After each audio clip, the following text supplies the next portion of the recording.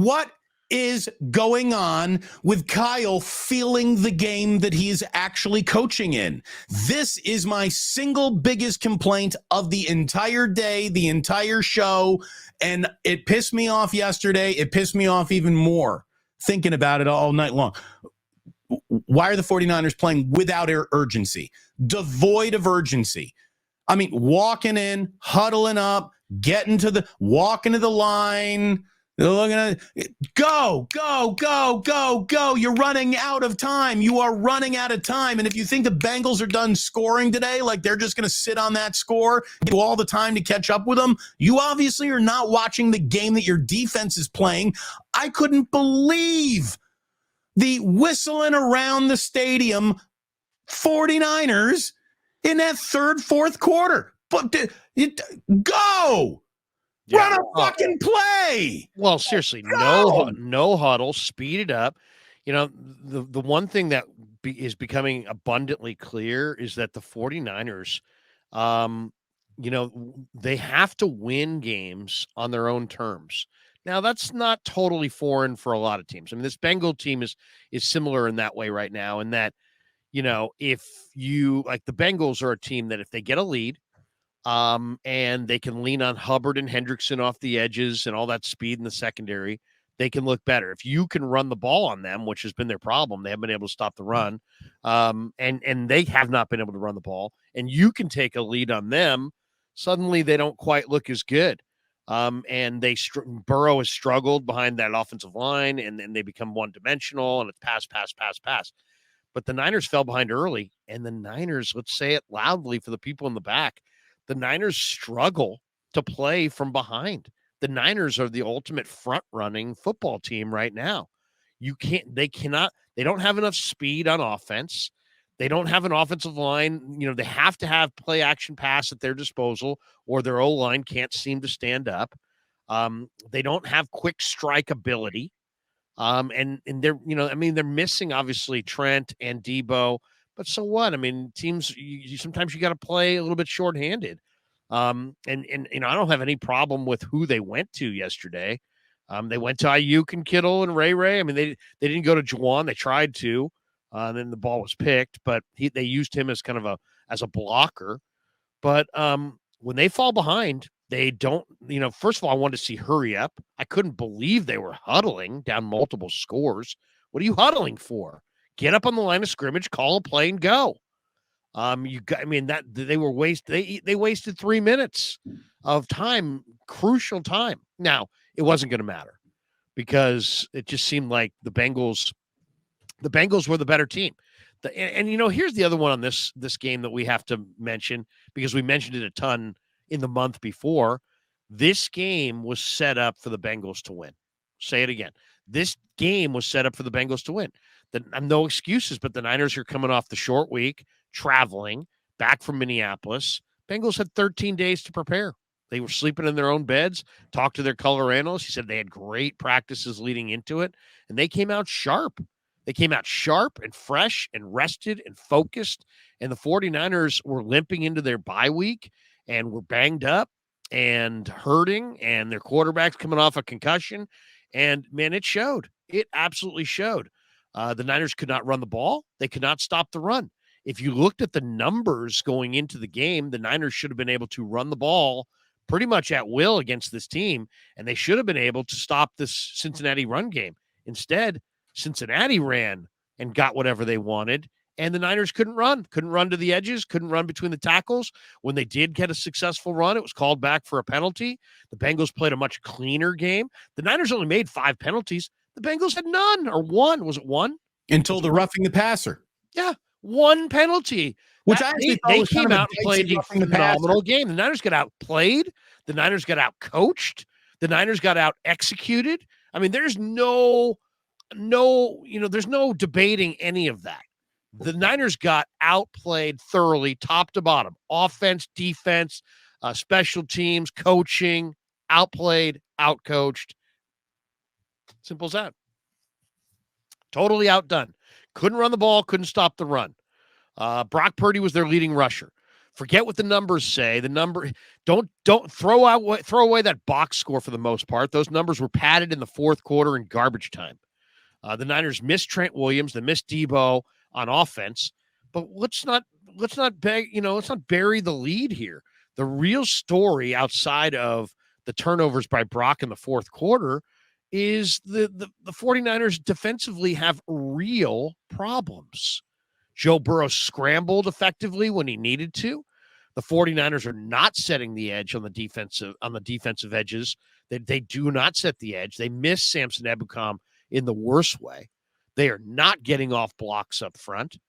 The 49ers are not getting consistent pressure on the quarterback, despite investing a boatload of salary cap room in their defensive line. They're not hitting and striking opposing ball carriers and receivers and tight ends with force. It's a lot of grabbing. It's a lot of arm tackling. That was one of the sloppiest tackling performances I've seen in years. And it came on the heels of 2 weeks in a row. Yeah, exactly. Boom. Exactly. They were sloppy tackling in Minnesota. They were sloppier this week. Now, I'm a personnel guy, so I always look to the Jimmies and the Joes and not the X's and the O's. And they're missing some really key guys. They miss Samson Ebukam up front. They miss Azeez Al-Shaair on that second level. Greenlaw's playing hurt. Greenlaw's missing tackles. Greenlaw. Why? Because he's hurt. Jimmy Ward and Jaquiski Tartt couldn't catch a pick, but those guys could strike you with force, and they've been replaced by safeties who grab. One thing I'd love to see coming out of the bye, I'd like to see Jair Brown put in the lineup over Tayshaun Gibson. And I know that's not going to be popular, and I don't think Wilkes is going to do it, but I'd like to see it. Emmanuel Mosley used to strike you as a corner in the run game off the edge. They don't have an Emmanuel Mosley. I mean, they gave up 134 yards rushing to a Bengals team that was not running the ball at all. Averages, I think, 67, 68 yards. Second worst in the NFL, only ahead of the Vegas Raiders in terms of a rushing attack. So they gave up 400 total yards of offense for the second week in a row.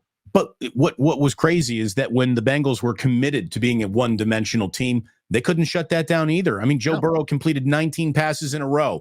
Do you know what that means? It means your defensive coordinator wasn't ready for the day. Pitch and catch. It was a bad plan. It was a bad plan. And also, you know what?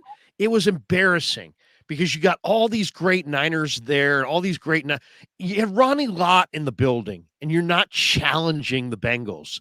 Get up on the line of scrimmage and challenge these guys and make them beat you down the field. Niners didn't even do that. They don't play any bump and run. They don't like playing man. They're in this soft zone, which good quarterbacks are born to take apart. And it happened with Cousins. It happened with Burrow even more dramatically. And Steve Wilkes for it. Look, give the Cleveland Browns, their flowers. They're a really good, tough defense at home.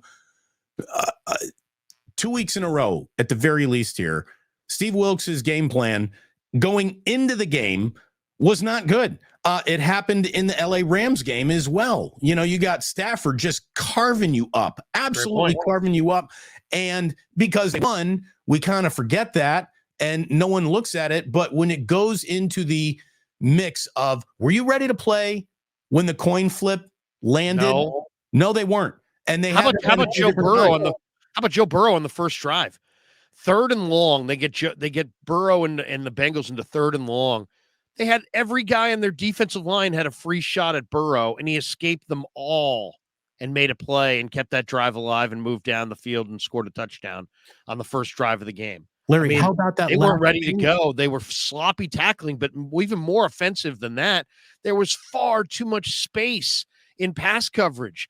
Too much space. Now, their tackling improved when the urgency dialed up in the second half, when they saw themselves on the verge of losing 3 in a row, and they got some real warriors on that defense, and those guys, just tried to dial it up as much as they could in the second half. So the tackling was better in the second half, but it was hardly awesome. And the space that they had was they just never got up on the line of scrimmage and said, no, we're taking away the short stuff, throw it over our head. I'd rather Joe Burrow had gone up top to Jamar Chase or T. Higgins 3 times for touchdowns than watch him just play pitch and catch. I mean, solid veteran quarterbacks like Kirk Cousins and Joe Burrow are going to carve you up like a Thanksgiving turkey if you play soft coverage, and that's exactly what's happened the last 2 weeks. And you should have known that going in, is I guess my point, Steve. Absolutely. And look, Steve Wilkes is not D'Amico Ryans. He's not Robert Saleh. He is not about to put himself in position to ever be hired as a head coach in this league again. I think, and this isn't a fire Steve Wilkes, because there's no, you don't pick up a new defensive coordinator in a bye week in the middle of a year. Like your team is on the field, folks. Purdy's not going anywhere. Kyle's not getting fired. And Steve Wilkes is probably not getting fired here. But he is not state of the art. Full stop. There's a reason why he's a journeyman head coach. There's not head coach, but there's a reason why this guy has worked for just about everybody in the NFL, because everybody looks at about a year of him and goes, yeah, that's enough. That's about enough, Steve. Thank you very much for your service. I like Steve, okay? And I think Steve is a straight shooter. I got respect for Steve. And I talk to him every single week, and I ask him questions every single week. And but what bothered me about his resume when I saw it is how many different stops he's had in the last 10 to 12 years. There's a lot of moving around there. Value add coaches don't have U-Haul on speed dial because they don't need it. All organizations find a way to keep their most valuable employees, whether you're talking about football, radio, anywhere, you keep your most valuable employees for the most part. There one radio station in particular didn't do that, Larry, but okay. No, if you can't afford them, that's one thing. But if you, but I mean, seriously, if somebody's producing for you, and they're like number one in afternoon drive, you keep your guys. You know what I mean? You don't just say, well, we can't afford them, but everybody's got a budget. You got to live within a budget. I get that. But let me just say this. When you see somebody, I mean, and everybody knows this is true. I don't know what business the people in the chat are in or people watching this are in. But if you do personnel and you do hiring, do you want to see somebody who's worked in 3 places over the last 15 years? Or do you want to look at somebody who's worked in 14 places in the last 15 years? And when you see 14 places in 15 years, that does kind of make you pause and say, well, wait a second, this person has moved around an awful lot. Is that by choice? Is that because the message doesn't resonate after a year? Is there some flaw going on there? And I don't know Steve well enough to say he's not this or he's not that. All we have are the results right now. And the results are they took somebody from the outside world. They didn't promote somebody from internally. They had Robert Saleh and they promoted D'Amico internally. Then D'Amico left and they didn't promote Steve internally. They went outside their organization. When you go outside your organization, there's different ideas, different approaches, different everything, and you don't know exactly what you're getting. It's a little trial. It's a little, trial by fire, and a little, you learn as you go. What we're learning right now is that the plan that they have is not good enough. The rush is not getting there. The coverage is not tight enough. Damon, we can talk about everything we want on the offensive side. This defense was supposed to be one of the great defenses of all time. They've given up 1,000+ yards in the last 3 games. 1,000.